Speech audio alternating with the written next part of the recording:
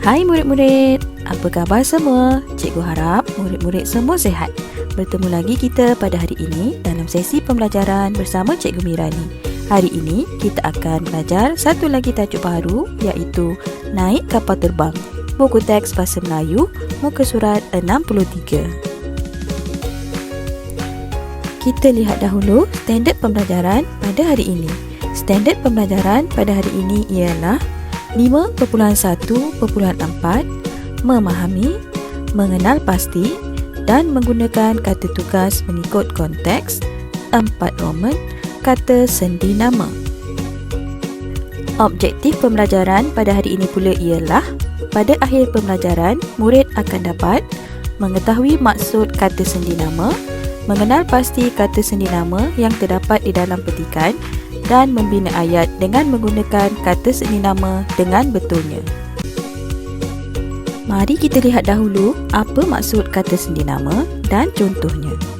Kata sendi nama ialah perkataan yang letaknya di hadapan kata nama atau frasa nama.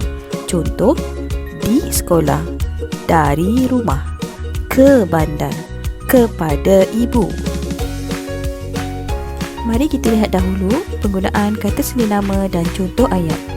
Kata sendi nama di, penggunaan digunakan untuk menunjukkan tempat, tidak boleh digunakan untuk menunjukkan masa. Contoh ayat, Georg tinggal di Perak. Seterusnya, kata sendi nama ke digunakan untuk menunjukkan tempat, arah dan masa. Contoh ayat, dia hendak pergi ke Kedah pada bulan hadapan. Expo Kerjaya ini dibuka dari pukul 10 pagi hingga ke pukul 5 petang. Kata sendi nama dari pula digunakan untuk menunjukkan tempat dan masa. Contoh ayat, David berasal dari Pulau Pinang. Ahmad menunggu kawannya dari pukul 3 petang tadi.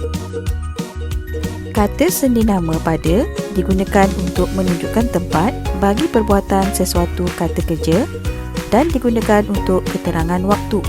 Contoh ayat, lukisan itu digantung pada dinding. Hujan turun dengan lebat pada pagi semalam. Kata sendi nama kepada pula digunakan untuk menunjukkan arah, tempat dan orang yang ditujui. Contoh ayat, surat jemputan itu ditujukan kepada pengerusi persatuan. Baik, sekarang murid-murid diminta mendengar petikan yang dibaca oleh guru di dalam buku teks muka surat 63. Dengar dan fahamkan. Naik kapal terbang. Aina dan keluarganya hendak pergi ke Kuala Terengganu. Mereka mahu menziarahi datuk dan nenek di sana. Ibu Aina memberikan beg pakaian kepada ayahnya. Beg itu dimasukkan ke dalam but kereta. Beg itu juga dikunci dan diletakkan tanda nama. Tujuannya supaya tidak hilang. Selepas bersiap, mereka pun bertolak dari rumah ke lapangan terbang. Seterusnya, mari kita kenal pasti kata sendi nama yang terdapat di dalam petikan. Cikgu pasti murid-murid tentu sudah dapat mengenal mana dia kata sendi nama itu, bukan? Ya, betul. Kata sendi nama yang terdapat di dalam petikan ialah ke, di, kepada dan dari. Sekarang, mari cikgu bimbing pula bagaimana membina ayat menggunakan kata sendi nama dengan betul. Kita lihat kata sendi nama yang diberikan ialah di. Contoh ayat, Aina dan keluarganya menunggu di ruang menunggu balai berlepas. Kata sendi nama yang diberikan ialah dari. Contoh ayat, penerbangan dari Kuala Terengganu akan berlepas pada pukul 9.10 pagi. Seterusnya, kata sendi nama yang diberikan ialah kepada. Contoh ayat, ayah Aina menyerahkan pas masuk kepada pegawai keselamatan.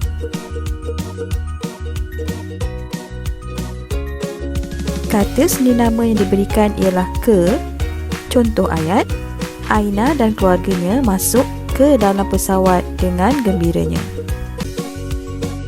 Baik, sekarang murid-murid diminta membuat latihan pengayaan di dalam buku aktiviti jilid 1, muka surat 67.